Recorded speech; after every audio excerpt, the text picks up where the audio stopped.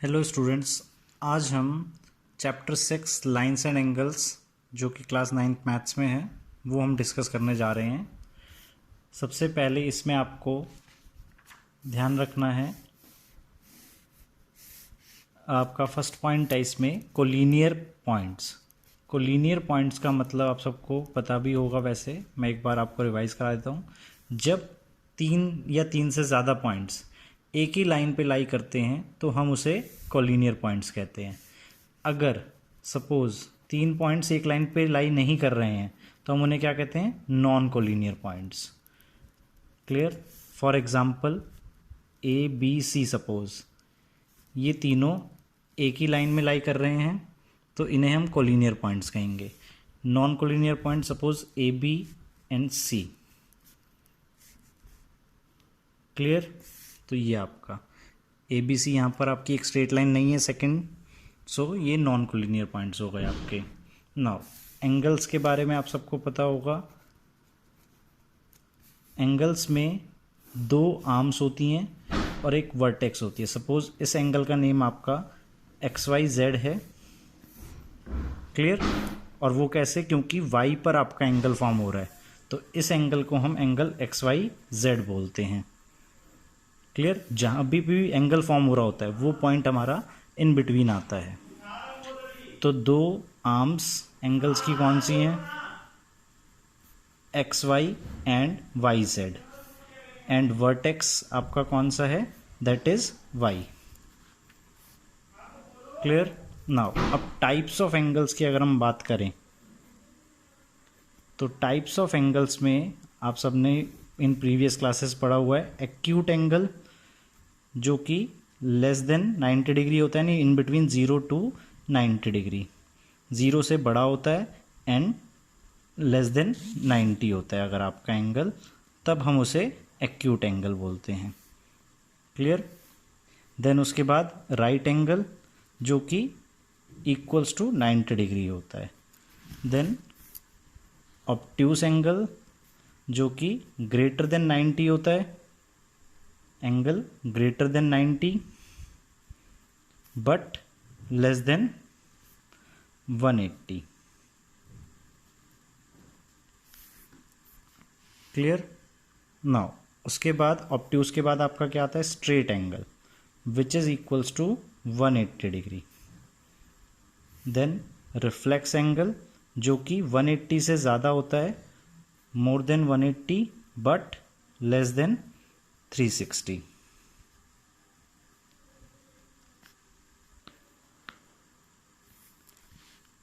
Clear? Then उसके बाद एक और चीज़ है आपकी, that is complete angle.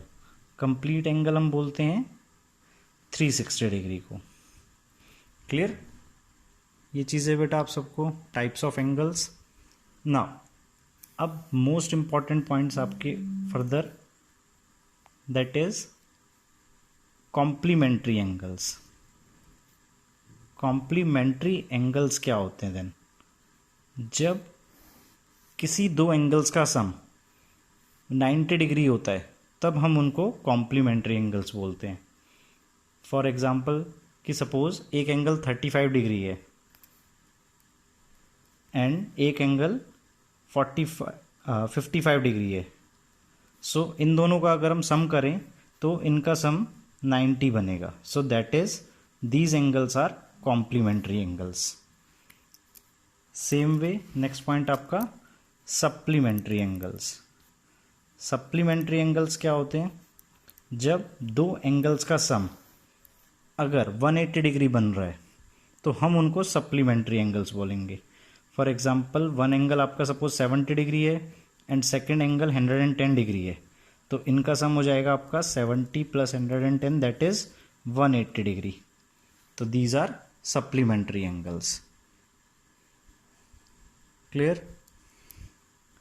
Now next point is adjacent angles and this is the most important point। हम कभी भी दो एंगल्स को एडजेसेंट एंगल्स कब बोलेंगे? सपोज हमारे पास ये फिगर है,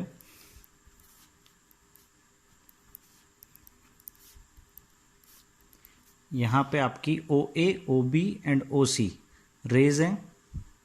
क्लियर? तो यहाँ पे आपके 3 एंगल्स फॉर्म हो रहे हैं। कौन कौन से? Angle A O C, angle A O B and angle B O C. 3 angles आपके फॉर्म हो रहे हैं, A O C, A O B and angle B O C. Clear? Now अब हमें चेक करने हैं कि इनमें से एडजेसेंट्स कौन से हैं। तो हम एक टाइम पे 2 एंगल्स को चेक कर सकते हैं। सपोज हम फर्स्ट 2 को चेक कर रहे हैं, बट उससे पहले आप क्राइटेरिया देख लीजिए कि आपको एडजेसेंट एंगल्स के लिए क्या चीज़ें होनी चाहिए। तो फर्स्ट पॉइंट है हमारा, अगर उनके पास कॉमन वर्टेक्स है। वर्टेक्स का मतलब आप सबको पता है जहाँ पर एंगल फॉर्म हो रहा है। सेकंड चीज़, उनके पास कॉमन आर्म होनी चाहिए। आर्म्स के बारे में आपको पता है, एक एंगल में 2 आर्म्स होती हैं। और थर्ड पॉइंट है कि there non common arm are on the either side of the common arm, are on the either side of the common arm. यह भी पॉइंट्स मैं आपको डिस्कस करता हूँ फर्दर। अब सपोज हम angle A O C and angle A O B को देख रहे हैं। क्लियर? तो angle A O C and angle A O B को अगर हम देखें तो इन दोनों में जो कॉमन वर्टेक्स है वो है आपका ओ। कॉमन आर्म भी है इसमें, अगर आप ध्यान से देखो ए ओ सी की 2 आर्म्स कौन कौन सी हैं? A O and O C. और ए ओ बी की 2 arm A O and B O. तो कॉमन आर्म कौन सी होगी इसमें? ए ओ। बट हम तीसरी चीज़ अगर देखें तो ए ओ सी में जो नॉन कॉमन आर्म है वो कौन सी हो गई? सी ओ। एंड ए ओ बी में जो नॉन कॉमन आर्म है वो बी ओ हो गई। तो सी ओ एंड बी ओ दोनों ए ओ के लेफ्ट साइड को आ रहे हैं। सी ओ एंड बी ओ दोनों ए ओ के left side, sorry right side में आ रहे हैं। क्लियर? राइट साइड में आ रहे हैं, यानी ए की तरफ आ रहे हैं। और हमने पॉइंट में क्या लिखा था? There non common arms are on either side of the common arm. यानी सपोज एक लेफ्ट में है तो दूसरी राइट में होनी चाहिए, जो कि यहाँ पे नहीं हो रहा है। So therefore angle A O C and angle A O B are not adjacent angles. Then ऐसे ही सपोज हम angle A O B and angle B O C को चेक कर रहे हैं सपोज। तो angle A O B and angle B O C में common vertex हो गया आपका, that is O. Common arm हो गया आपका, that is B O. And जो नॉन कॉमन आर्म्स हैं, अगर आप ध्यान से फिगर में देखो, नॉन कॉमन आर्म्स ए ओ बी में अब यहाँ पे हो गई ए O and B O C में सी ओ। तो ए ओ एंड सी ओ जो कॉमन आर्म ओ बी थी वो एक लेफ्ट साइड है और एक राइट साइड है। So non common arms are on either side हैं हमारे पास। क्लियर? तो therefore angle A O B and angle B O C are adjacent angles. Clear?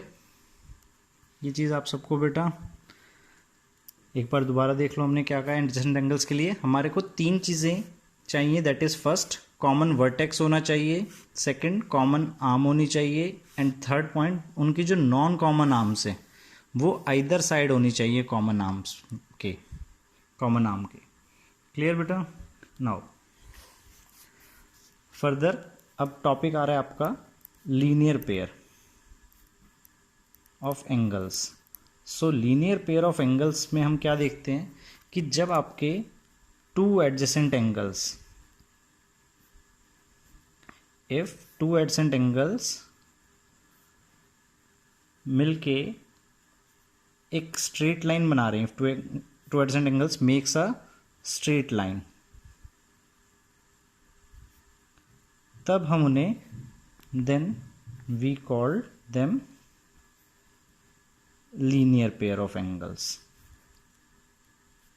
या आप बेसिकली इसे ये भी कह सकते हो कि जब आपकी जो दो नॉन कॉमन आर्म्स थी, दो नॉन कॉमन आर्म्स एडजेंट एंगल्स में अगर एक स्ट्रेट लाइन बना रही हैं, सपोज एक एंगल आपका सपोज ये है ए ओ बी, एंड यहाँ पर हमने बी ओ सी एंगल ऐसे बनाया जो कि ए ओ की लाइन को ही स्ट्रेट कर रहा है। Clear? So A C is a straight line. तो आपके इन दो एडजेंट एंगल्स को हम क्या बोलेंगे? लीनियर पेयर ऑफ एंगल्स, और इनका सम यहाँ पर क्या होगा? 180 डिग्री, यानी कि angle A O B plus angle B O C equals to 180 degree. तो अगर हमें एक एंगल पता होगा तो हम दूसरा फाइंड आउट कर सकते हैं। देन नेक्स्ट टॉपिक आ रहा है आपका vertically opposite angles. Vertically opposite angles में अगर सपोज आपकी दो लाइंस आपस में इंटरसेक्ट हो रही हैं, suppose A B and C D आपकी इंटरसेक्ट हो रही है एट पॉइंट ओ, तो यहाँ पर आपके वर्टिकली अपोजिट एंगल्स बन रहे हैं angle A O D, angle B O C, angle A O D and angle B O C are vertically opposite angles. Similarly, angle AOC and angle BOD are vertically opposite angles. Clear? Vertically opposite मतलब आमने सामने। 1 2 3 4 अगर suppose मैं इनको number दे देता हूँ तो 1 is vertically opposite to 3 and 2 is vertically opposite to 4.